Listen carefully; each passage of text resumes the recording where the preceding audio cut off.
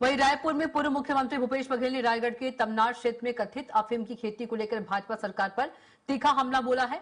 उन्होंने कहा कि दुर्ग और बलरामपुर के बाद अब तमनार में भी अफीम खेती की जानकारी सामने आई है, जो प्रदेश को नशे की ओर धकेलने का संकेत है।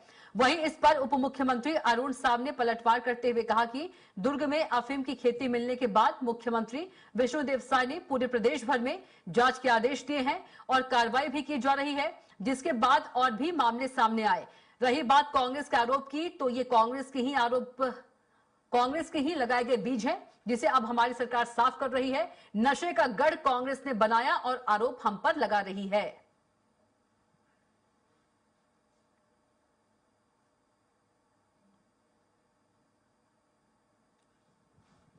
सर, एक मूवी है सर, करके उसमें बताया गया कि सबसे मोदी सरकार आई है तब से, और फार्म हाउस के बीचों बीच 20 एकड़ जमीन में अफीम की खेती वो कर रहे थे, और जैसे मैंने मीडिया के माध्यम से बात कही, तुरंत बुलडोजर लेके उसको नष्ट कर दिया गया। लगातार एक एक करके अफीम की खेती सामने आते जा रहा है, और पूरे ये 2 वर्षों में ये अफीम की खेती में बड़ी तेजी आई है।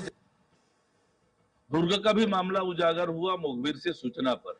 जैसे ही मुखबिर से सूचना मिली, उस पर त्वरित रूप से प्रशासन ने कार्यवाही की और उस मामले का प्रकाश में आने के बाद मुख्यमंत्री विष्णुदेव साय जी ने पूरे राज्य में जांच करने का निर्देश दिया, रिपोर्ट मंगाया, और उस जांच के दौरान जहां जहां पर भी इस प्रकार की बातें आ रही है, कठोर कार्यवाही हो रही है।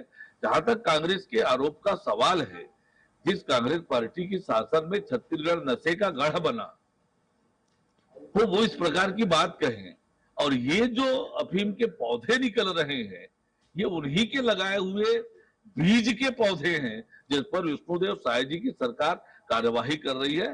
नशे के किसी अवैध कारोबार को विष्णुदेव साय की सरकार में कोई छूट नहीं होगी और उस पर कठोर कार्रवाई होगी, मजबूत कार्रवाई होगी।